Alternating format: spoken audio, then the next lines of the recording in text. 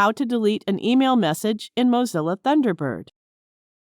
Open Mozilla Thunderbird.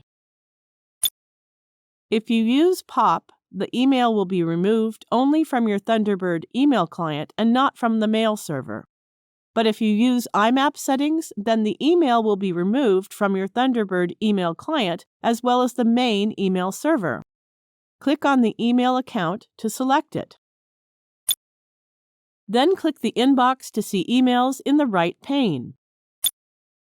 Then select the email you want to delete.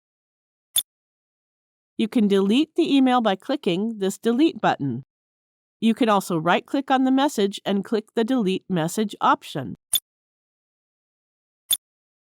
The selected message has been removed from the inbox.